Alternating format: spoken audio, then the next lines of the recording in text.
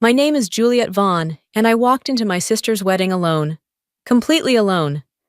Not because I didn't have someone to bring, but because I wanted to remember what it felt like to stand tall without anyone shielding me. That moment, that walk, it was like stepping into a courtroom where everyone had already decided I was guilty of being a woman past 30, unmarried, and too successful for her own good. As I entered the grand ballroom, heads turned, mostly for the wrong reasons. I caught whispers. I saw the subtle smirks from my sister's new in-laws. The women leaned toward each other, eyes scanning my dress, my hands, and the obvious absence of a ring. One of them muttered loud enough for the people behind her to hear, "Poor thing, still can't find anyone to bring." Vanessa, my sister, didn't even glance my way. She was too busy posing, all teeth and diamonds, next to the groom and his very proud family. And well, I wasn't part of the display. I was the afterthought they hoped would blend into the back row. I could have left. I should have, maybe. But something in me said to stay, to face every mocking stare without flinching. Then something strange happened. An older man seated at the center table stood up slowly. His hair was silver, his presence unmistakably commanding. I recognized him from headlines. Edward Sinclair, the groom's uncle, a man with more corporate power than most governments. He looked straight at me, and then he bowed. A full, deliberate bow, right there, in front of everyone, and in that instant, every sneer, every whisper, every judgment in the room stopped cold. Growing up in the Vaughn household was like living on a stage you never auditioned for. My sister Vanessa was the star from the moment she could walk. Blue-eyed, golden-haired, effortlessly charming. She was the kind of child relatives fawned over at barbecues, while I, with my serious eyes and endless questions, was gently told to let Vanessa have her moment. I learned early that being quiet was easier than explaining myself. My world was numbers, ideas, inventions. I took apart the microwave when I was 10 and built a self-timing oven by 14. While Vanessa practiced cheer routines, I studied advanced calculus under my blanket with a flashlight. My parents didn't discourage me exactly. They just didn't understand me. "You'll grow out of that tech stuff," my mom said once, right before grounding me for skipping a school dance to attend a robotics camp. Vanessa was rewarded for being pretty. I was tolerated for being strange.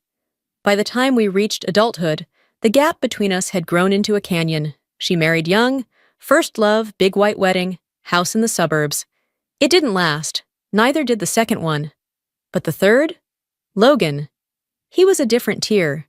His family owned land, business chains, and connections that turned heads at the country club. Vanessa saw in him not just love, but legacy. And as always, our parents were thrilled. They hosted dinners, gushed to neighbors, printed new family portraits. My name never came up. I was invited to the wedding because, well, I am her sister. But I was warned, don't make it about you, as if I ever had. I booked a flight, RSVP'd for one, and cleared my schedule. I didn't have the time, but I went. Not for them, but for myself. The morning of the wedding, my mother called just to remind me not to wear anything too loud or too businessy. "You're not presenting at a summit, Juliet," she said, laughing. "This is a family event. Try to blend in, okay?" I smiled through the phone. "Sure, I'll do my best." Of course, I didn't blend in. I wore black, clean lines, no sparkles, my hair in a low knot, minimal jewelry. I looked like myself. And I suppose, in a room designed to spotlight Vanessa, looking like myself was already too much. I arrived on time. Alone. I caught the looks, some surprised, some amused. Vanessa's new in-laws gathered near the altar, sipping champagne and throwing glances my way. One of the aunts nudged another and whispered, "Is that the one who's single?" With the same tone one might use for unemployed or recently paroled. I didn't flinch. I've built startups under pressure no one here could fathom. But I'd be lying if I said it didn't sting. There's a particular kind of ache that comes from being alien in your own family, like you're the ghost at the banquet table. Vanessa walked past me during the pre-ceremony photos. She didn't even stop. "Hi, Juliet," she said quickly, not waiting for a response. So I found my seat, quietly, alone, just like they expected me to. Except what none of them expected was Edward Sinclair. The ceremony itself was standard, overproduced, expensive, curated for social media. Logan and Vanessa said their vows beneath a floral arch the size of a carport. There were drone cameras, a string quartet, and a flower girl flown in from some family friend's child modeling agency. It was the kind of display that screamed perfection, right down to the guests selected for symmetry in the aisle seats. I stayed quiet, clapped politely, smiled when expected. It wasn't until the reception that the real show began.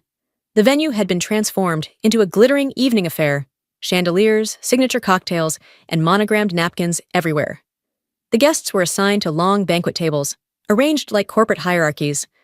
I was placed near the back, flanked by two distant cousins, who both seemed shocked I hadn't brought a +1. "I figured you'd have someone by now," one of them said, stirring her martini with a gold cocktail pick. "A woman like you, all accomplished." It was meant as a compliment. The pause between her words made it anything but. Vanessa was seated up front with Logan's family. Her in-laws hovered around her like she was a prize they'd just secured at auction. The mother-in-law, Gloria, had a face that didn't move when she smiled, likely the result of a good surgeon. She hadn't spoken to me directly, but I caught her glancing over several times. Once, she leaned into another guest and said, "She's the sister, right? The one who's always working." They laughed. Not loudly, just enough. I excused myself, headed toward the bar. I was halfway through a ginger ale when I saw Vanessa walking toward me. Her smile was tight. "I just wanted to check in," she said. "Make sure you're okay." "I'm fine." "You seem, I don't know, distant." I blinked. "Vanessa, we haven't had a real conversation in 5 years." She gave a little laugh, the kind that begged forgiveness without saying the words. "Well, you're here now, that counts," I almost replied. Almost asked if she even knew where I lived now, what I did. But I didn't. What would be the point? She was already gone before I could say anything. I turned back to my table. That's when I heard them again. Logan's uncle and cousin, sitting not far behind me. "Pretty, but cold," one said. "You can tell she's one of those women who marries her career." "Probably expects us to applaud her for showing up alone," the other added, chuckling. I stood still. For a moment, I considered walking out. I had my coat. My car wasn't far. I could disappear, leave them with their champagne and their self-satisfaction. I owed no one here anything. But then came the pause. That subtle shift in the air. From the main table, a chair scraped back. Slow, purposeful. I turned. Edward Sinclair was rising to his feet. He wasn't flashy like the rest of the family. No polished cufflinks, no exaggerated tan, just a tailored navy suit, silver hair swept back, and eyes that belonged to a man who saw everything without needing to comment. The room quieted. He took a step forward, past Logan and Vanessa, past Gloria, who looked suddenly unsure. And then, right there, he bowed. A clean, full bow, formal, unmistakable, the kind of gesture reserved for people you respect. Or fear. Gasps. A few camera shutters clicked. Someone dropped a fork. I didn't move. I couldn't. Edward straightened and walked to me. "Miss Vaughn," he said, voice low but clear. "It's a privilege to finally meet you. Your keynote at the Zurich summit changed how we handle tech transitions across 3 subsidiaries. I owe you a thank you." I felt every eye in the room shift, recalculating, reweighing. The woman they had written off was now being honored by the most powerful man at the wedding. I smiled then, small, reserved, deliberate. "Thank you, Mr. Sinclair," I said. "It's mutual." For the first time all night, the room wasn't laughing. It was listening. Edward Sinclair didn't return to his seat right away. Instead, he gestured to the nearest waiter, requested a glass of club soda, and asked if I would mind walking with him for a moment. I said yes, not because I was flattered, but because I could sense the ripple that moment had caused, and I wanted it to settle exactly the way it should. We stepped out onto the venue's stone terrace, away from the staring eyes and whispered questions. Edward moved slowly, but with the calm assurance of a man used to people waiting for him. "I meant what I said in there," he began. "I recognized you the moment you entered." "That's funny," I replied, "because most of your family didn't seem to." He chuckled. "They wouldn't. They only know what they've been told. Vanessa's family, correct? They've always struck me as focused on surface value." I didn't answer that. I didn't need to. Edward continued, "3 years ago, your firm launched the integration model for decentralized AI data recovery. My company, Winchester Group, was set to invest $180 million in a competitor. But your presentation in Zurich changed everything." I blinked. "That wasn't public information." "It wasn't. But I make it my business to know who's actually changing the world behind the scenes."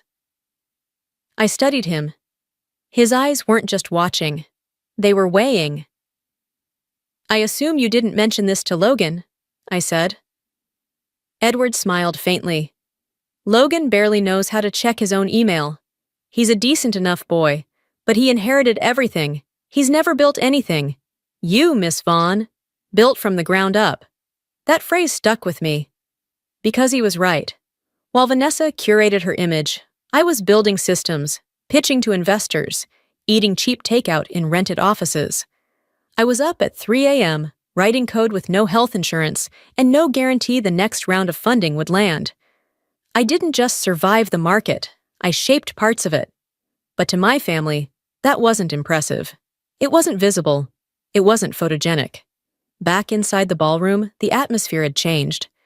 People who had spent the evening dismissing me now shifted in their seats.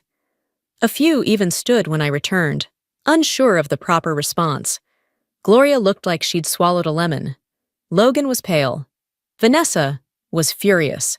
She approached as I sat down. "What was that about?" she hissed, the polite smile frozen across her face. I looked up at her, calm, cold. "That," I said, "was someone recognizing what you never did." Her jaw clenched. "You couldn't let me have one day, could you?"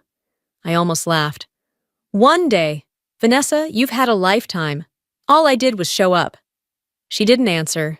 She turned and walked away, heels clicking too fast, bouquet trembling in her hand. The speeches began shortly after. Toasts, jokes, anecdotes. I stayed silent. Edward remained seated at my table, offering quiet remarks now and then, most of which went over the heads of everyone else. Then came the final toast. Logan's father. He rambled through the usual: love, marriage, family. But at the end, he made the mistake of glancing toward me. "And of course," he said, raising his glass, "to all the family members who joined us tonight, even those who prefer the boardroom to the ballroom." There were a few chuckles. Edward didn't laugh.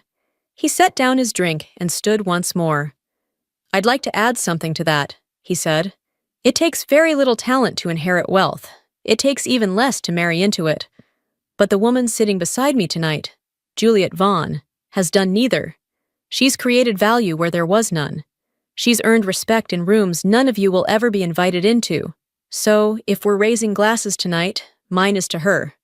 The room went silent again, and this time, no one dared look amused. When Edward made that toast, I didn't smile.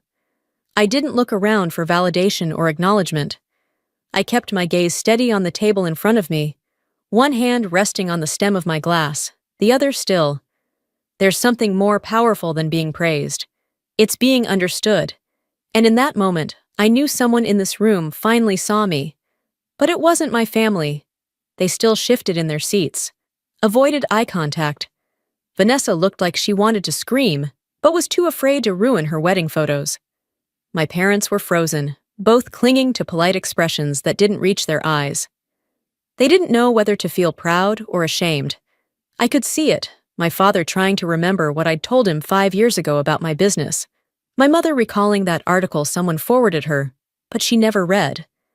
They had spent so long reducing me to a cautionary tale. Don't be like Juliet. She's too cold, too ambitious, too alone. that they couldn't recalibrate fast enough now that the world was applauding, but I wasn't there for their applause. Truth is, for years I had carried the weight of wanting them to see me, wanting my mother to brag about me like she bragged about Vanessa's handbags, wanting my father to ask me about my latest project instead of whether I had finally met someone. I wanted them to care, but on their own terms, not out of obligation or embarrassment.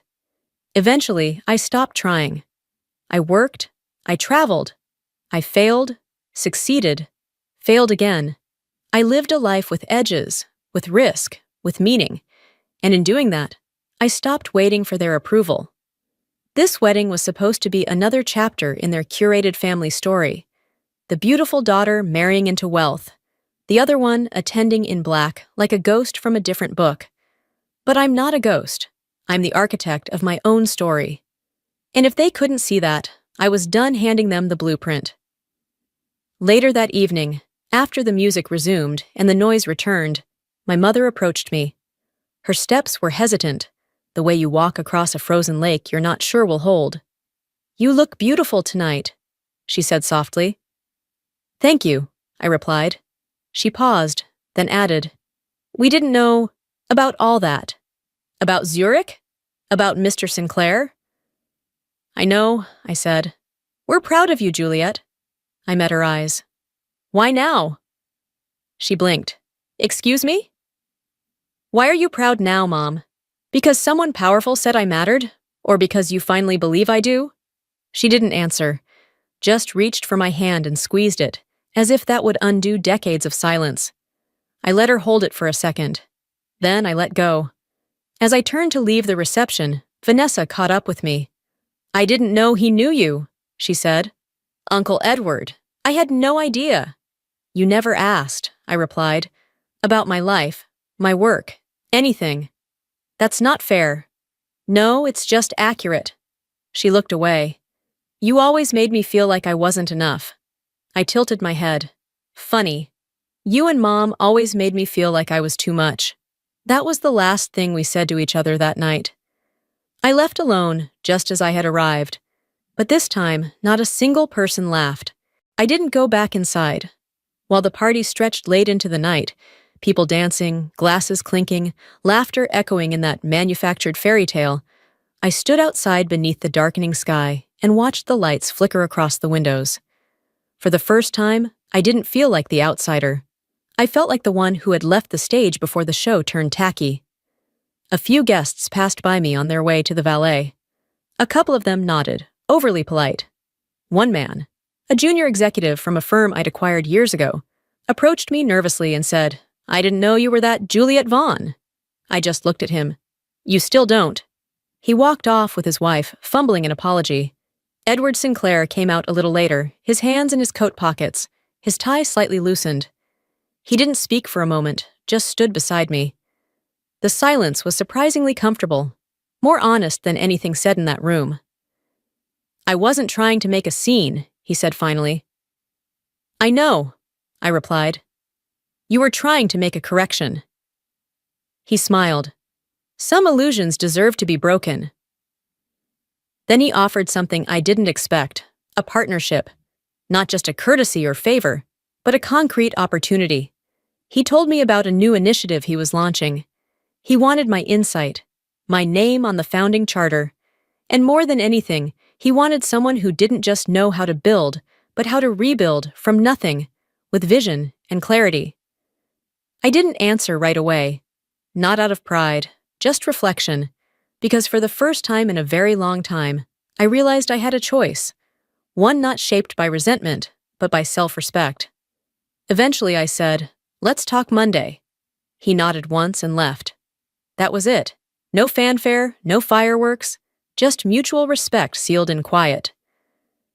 I drove home alone that night with the music off and the window half down. The wind was cold against my face, but I welcomed it. It reminded me that I was real, that I was here not because someone allowed me to be, but because I carved out a space that couldn't be ignored and never needed their approval to exist. I never got the kind of family that clapped for me at graduations or showed up at product launches, but that night, I stopped needing them to. I stopped trying to earn what they were never willing to give. And maybe that's the lesson I didn't know I needed to learn. Sometimes the most powerful moment isn't when the world finally applauds you. It's when you realize you don't need them to. And that freedom, quiet, unsentimental, absolute, was the most valuable thing I had ever claimed for myself.